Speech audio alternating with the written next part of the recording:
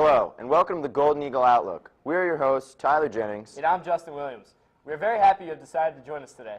We want to share some student-produced news with you from Seneca High School. Our first feature takes a look at Seneca's Varsity Club.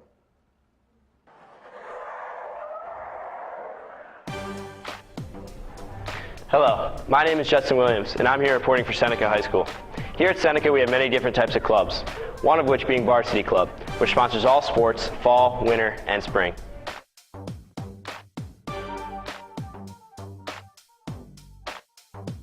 Seneca Athletics is one big family, and I enjoy being behind the scenes working towards that goal.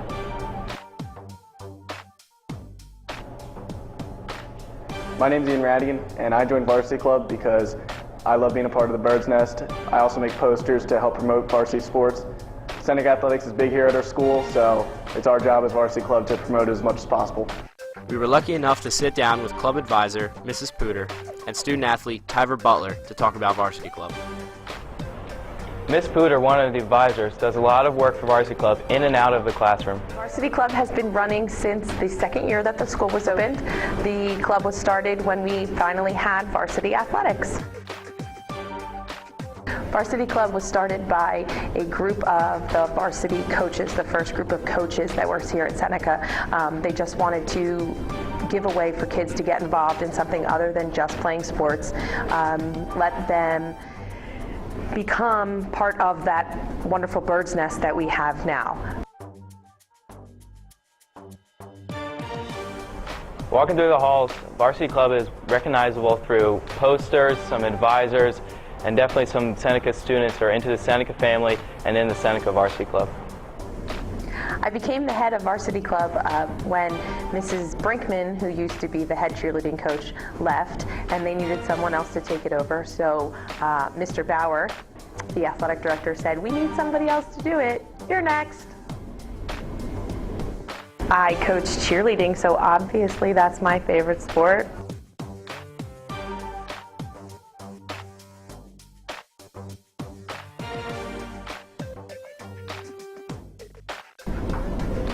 The Gold Rush t-shirts, the idea was to have the entire crowd in gold.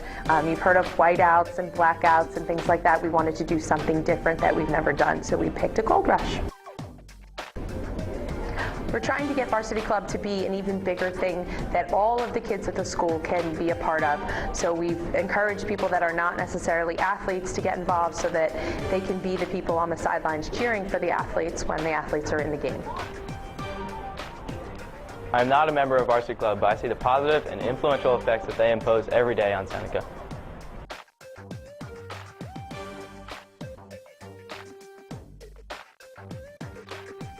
That is all from Seneca High School Varsity Club. This is Justin Williams, and I'm signing off. Varsity Club really does a lot for Seneca. Yeah, the pep rallies and Bird's Nest seem really interesting. There's a lot that goes into keeping up the appearance and efficiency of a school building. GET reporter Ashley Moore sat down with one of Seneca's staff that makes sure the students and teachers here at Seneca always have the best facility possible. Hi, my name is Ashley Moore for Golden Eagles Television. Today we'll be taking a look at what our custodial staff does for our school. My name is Don Ogle. I am a shift supervisor here at Seneca High School, which means that I work the evening, late afternoon, evening hours. I've been at Seneca since the very beginning, actually before the beginning. I come into the building about 6 months before the school opened to help get the contractors moving and get the building open. So it's been roughly 12 years. I selected to work here at Seneca when I first decided that because I live in Chatsworth, so our children come here to Seneca, and I thought it'd be a great place to work where my kids are going to school. Nice days, it's quiet, but most days there's always something popping up, trying to make sure that all the staff, the teachers, have what they need. Controlling the temperature and the environment of the school is something that we deal with on a regular basis. Keeping my maintenance people busy with little projects throughout the day. We have grounds people that we have to keep an eye on, making sure, preparing for sports events and the different events that might be coming up later on in the day. And then there's always the surprise of, this broke, that broke, or, an emergency type of things. It's a type of job that I like to get up and come to. And the kids in this particular area, of course, we've been here for 12 years, so I'm not seeing the same students. But it doesn't seem to change. Like, it's probably because of the community that we live in, that the students that come in, like yourselves, are just polite and nice. And I've had, over the 12 years, I can't think of one, bad encounter with a student for any type. I found nothing but nice, polite kids that come here. It's really great. We probably do more work in the summer, but it's totally different, and it is somewhat more relaxed for us to the fact that we don't have events taking place. We don't have surprise events happening. We're not trying to work around students in groups throughout the day when there's cheerleaders here or groups in the hallways, or they can't go outside and run and do their sports because it's raining, and then they're running up and down the hallways and we're trying to work around them. It's not like that in the summer, so therefore it's more relaxed in that respect. But there's so much more that we do. I mean, we tear every one of these classrooms apart. That is, all the furniture is cleaned from top to bottom. Everything's removed from the classrooms. Walls are scrubbed down, all disinfected. The floors are scrubbed and re-waxed, as you can tell when you come back in September how nice the school looks. So there's an awful lot of work, a lot of projects that we maybe can't get to throughout the school we do in the summer. So it is both relaxed and very busy. What I try to do, and I handle most of these events with my position as far as proms and the promenades and the school events as dances and any activities that take place here. I try to keep in communication with both the students that are involved with these events or the particular teachers that are watching over these events. A lot of communication. I try to prepare myself in advance, what they need, their needs are, what times they're going to be coming in and out of the building.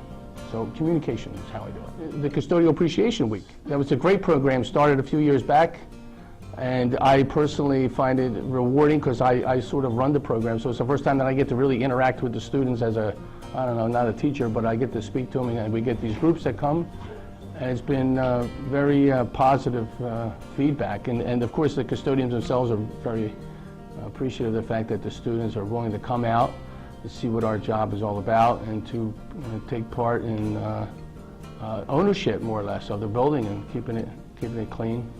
So that's always been a lot of fun. Clearly the work our custodians do for us here at Seneca High School does not go unnoticed. We appreciate Mr. Ogle sitting down to talk with us today. I'm Ashley Moore for Golden Eagles Television. Thank you, Ashley. And now we're going to send it to a small break.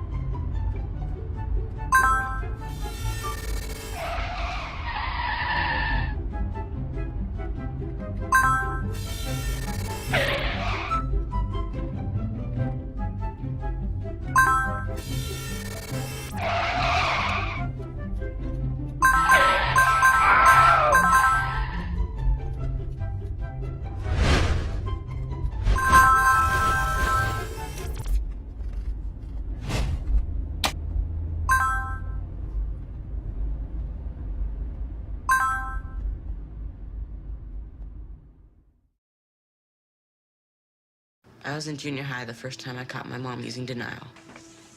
She had to have known her painkillers were missing because I kept stealing them. Her denial was so out of hand. So she doesn't even know? I'm going out. It was like I could get away with anything. Your kids have fun. And that was when I knew. When she was addicted to denial. Denial is a drug. Get help. The partnership at drugfree.org. Welcome back. Each year, members of Seneca staff carefully review a number of books and come to an agreement to pick one book for our school. The program is known as One Book, One School, and our media specialist was kind enough to sit down and share some insight into this process. Here's what she had to say. Every year, Seneca High School participates in the One Book, One School program. This year, our book was Boy 21 by Matthew Quick. Let's take a look at what this year's One Book, One School committee has in store for us. Hi, I'm Miss R. I'm one of the librarians here at Seneca, and I'm going to talk to you a little bit about the book Boy 21, which is this year's summer reading pick. The book is about a young man who's a basketball player, and he has a friend who comes into his town that he doesn't know is his friend yet. They actually both have the number 21 on their basketball teams. And so the boy who has this kid come into his school befriends him. The second boy's had some tragedy happen in his life, and the book deals a lot with mental health and with death, but also it has a fun basketball element to it. We picked this book through a committee. Every year we have a committee of students and teachers that meet, and we all come together and bring books that we're interested in, maybe the whole community reading, and we kind of whittle it down week by week. We picked that book in the spring, and then we start to put together activities that we want to do for the following year. So this year we have done a couple of different activities. We had a movie night, so we had a huge outdoor movie. We got a big inflatable screen, and we also that night had a basketball free throw tournament. All of that money is going to be donated to the Mental Health Association in New Jersey. The Mental Health Association is going to come and get that money. So we have one of those giant checks that we're going to give them. We actually asked for volunteers from freshmen, sophomore, juniors, and seniors to participate in the pep rally. They're going to go through a series of different challenges. We're actually going to pick those names right there on the spot, so people who volunteered won't know that they've been chosen until that day. They're going to compete in different activities in the gym. So those are all a surprise. And then we're going to have the people who scored the best in our free throw tournament are going to shoot again. So we haven't yet even thought about what our book's going to be next year. We won't start that until probably the spring. So stay tuned to find out what book that will be. Thanks to Anna Marshall for that report on One Book, One School. Anna also has another report for us. With the holidays, one can't help but think of giving. Anna is now going to show us how Seneca works with the community to make sure children are given the opportunity for a happy holiday season. Every year, Seneca Student Council holds a toy drive to support local families during the holidays. The middle school collects these toys, brings them to our school, and we sort these toys out and display them for local organizations to take these toys to children in need. Let's take a look at what this year's toy drive has in store for us. Erica Myra. I'm one of the Student Council Advisors at Seneca High School. Behind me you can see the toy drive, which has been set up so diligently by all the Student Council members, as well as some students that wanted to contribute and earn some community service hours today.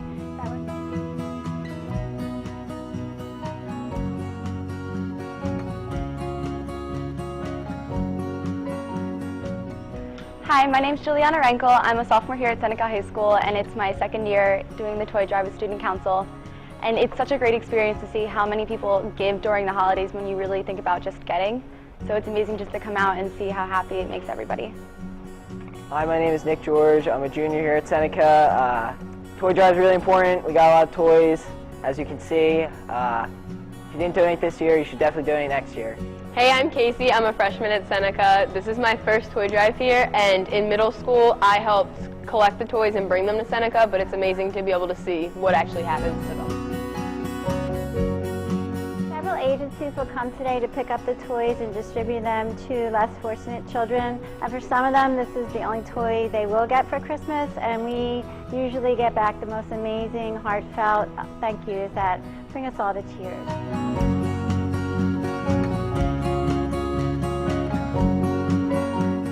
The most rewarding part of this event, I believe for all of us and the kids, is watching the agencies pick up all the toys. And the kids are little elves today, and they will help all the agencies shop and bring everything out to their cars.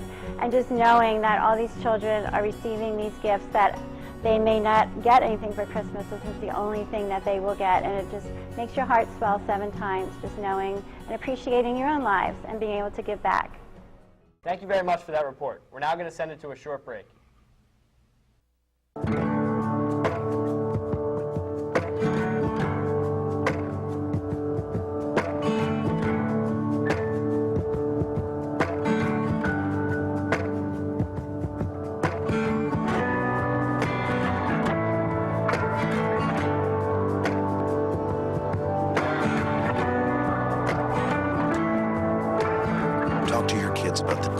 prescription drug abuse. The partnership at drugfree.org. Lenape District students are able to keep up to date with their educational progress with the Genesis Student Access Module. This module is exclusively for student use, allowing students to see up-to-date grades, daily schedules, list of assignments and due dates, attendance records, and a list of disciplinary offenses and consequences. Once you have your Genesis username and password, visit any of the Lenape District's homepages and click on Student Grades on the right-hand side of the page. Or go to the page directly at parents.lrhsd.org. Once there, enter your student Genesis information.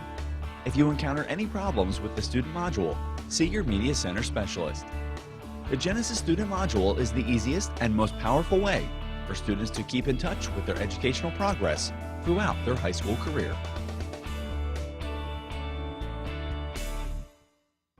That concludes our show. Hopefully you've enjoyed your time with us. We'd like to thank you for watching Golden Eagle Outlook. On behalf of everyone at Seneca, we'd like to wish you a very safe and happy holiday season. I'm Justin Williams. I'm Tyler Jennings. We'll see you next time.